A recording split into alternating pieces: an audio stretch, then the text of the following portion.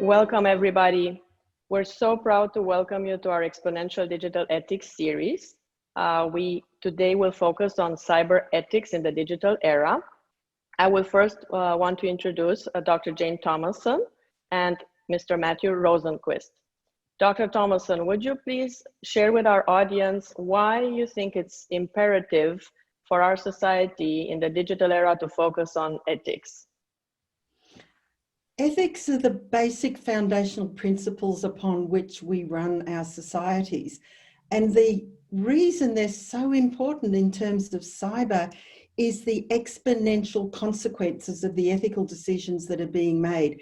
The speed and the scale of the impact of one decision can get hard-coded into a machine and can have consequences for billions of people. So it's vitally important that we think about how we convert something that's traditionally been individual decisions into frameworks and approaches that can be taken up in frontier technologies.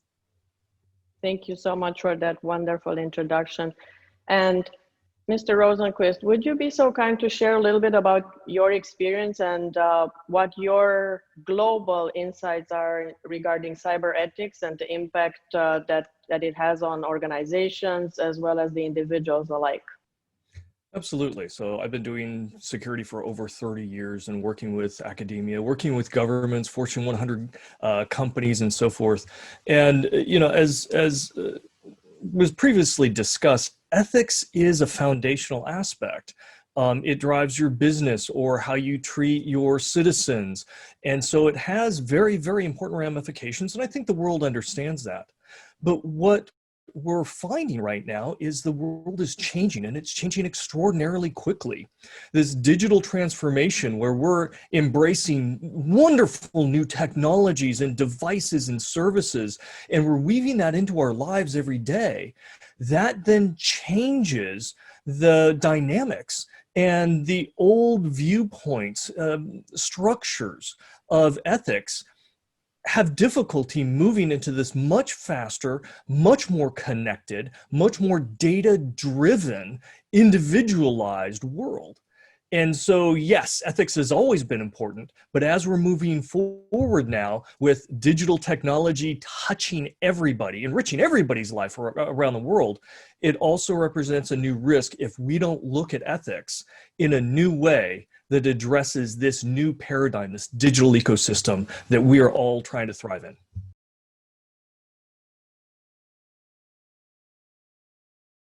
The need for cyber ethics training already in graduate education. And that's the only way we can actually take care of the next quarter century or so, because otherwise we always try to solve things at the back end. Well, if people were never educated in the first place, how are we ever gonna put a stop to the bleeding? But I wanted to bring up one more thing, because we mentioned it here and there in terms of the restricted access or restricted permission to certain data. What are your thoughts on maybe having a subset of the internet for healthcare, a subset of the internet for finance, a subset of the internet for legal and voting purposes? That's another one I see a lot of people completely polarized. Dr. Thomason, do you have any thoughts on that? If you had to pick, would you want to share the same data for healthcare as for your financial institution or for just voting?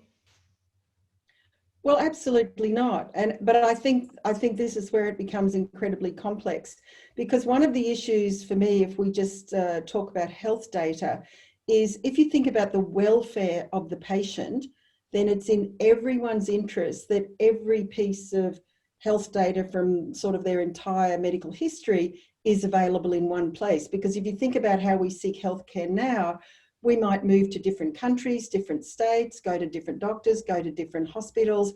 And so you never have a place where someone can look at your entire medical history and make accurate and informed judgments. So there's some benefit in that, but at the same time, in terms of then letting your health insurer see that you had, some sort of dubious substance abuse problems in the past or something, then that might not be information you want to be widely shared. So I think even when you're thinking about subsets of data, you're going to want to make choices about what you show your bank or what you show your doctor or what you show your insurer, And I think that whole kind of debate between transparency, but also your right to be able to exclude some of your data from other people's access, is something we're just going to have to really debate. And I think that's why ethics is so grounding, because as a society, if that's the sort of fundamental framework that we build off, then we can kind of discuss those in the context of the kind of ethical framework of the countries that we live in. And that is one other thing that I just wanted to raise, is that there is no global set of ethics that every country will be signed on to. And so some countries are far more collectivist about the rights of the community over the rights of the individual, for example, and some are more authoritarian, and that's going to play out in the way that they view and debate ethical questions. So there's not ever going to be one size fits all in this. Mm-hmm. Matt, what are your thoughts on Internet of Everything versus a more segregated, more focused approach for various industries? Practically speaking, trying to compartmentalize data like that is impossible. So it sounds good in theory, but it sounds great in theory, right? I want my health data separated from my finance data or my family data. Okay, so first off, they're all intermingled anyway. You know, as Jane indicated, my healthcare provider also needs to know about my parents and their family history and everything else, right? And probably has my credit card on file for co-payments. And so there's already a commingling of it anyway. But the reality is, even if we put in some hard walls, given the amount of data and individual databases out there, and the fact that we've got AI systems that can take that and then connect them, right, through inference at a very, very high accurate rate, the reality is, even if you purposely separated them, there's going to be some company, some system somewhere that will easily be able to connect all of them and create an aggregated picture of you anyway.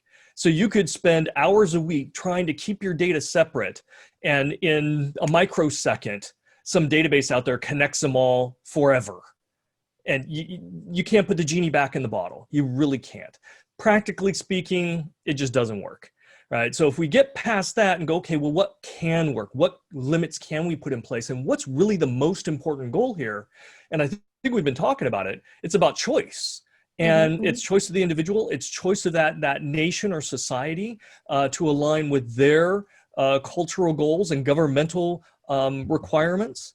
It comes down to that.